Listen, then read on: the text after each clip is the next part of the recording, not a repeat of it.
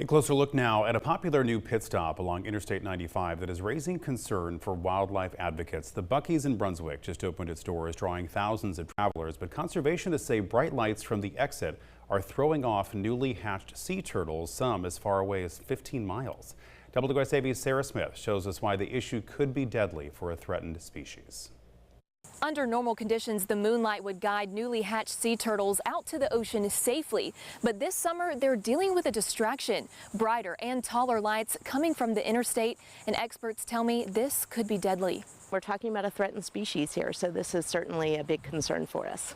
Loggerheads are the only sea turtle species to regularly nest across the Golden Isles. But these little guys are having a harder time getting to the ocean, particularly on Little St. Simons and Sapelo Island. Catherine Ridley with 100 Miles and the St. Simons Sea Turtle Project tells me the turtles are getting distracted. The high-mast lighting coming from exit 42 on I-95 near the Buc-ee's, leaving a glow in the night sky. That overrides their natural cues, and that becomes the brightest part of the horizon. They're going in the wrong way, into the dunes, away from the ocean, where they're gobbled up by predators or they use all their energy and just don't survive. It's called misorientation, and it's already happened 5 to 7 times on Little St. Simons this hatching season.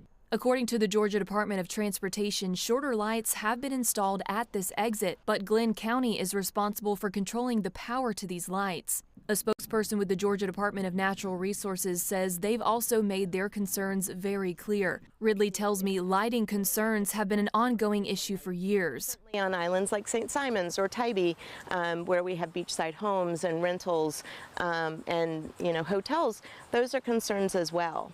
It doesn't mean that it's not a fixable problem, though. Conservationists like herself are hoping to see some urgency from state and local officials to solve this problem before it gets worse. It's not as if we have to choose between, say, economic development or human safety and the protection of our wildlife.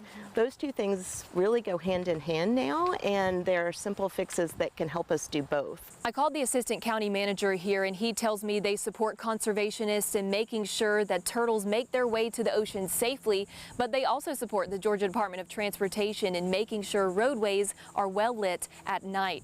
On St. Simons Island, I'm Sarah Smith, WSAV News 3, on your side.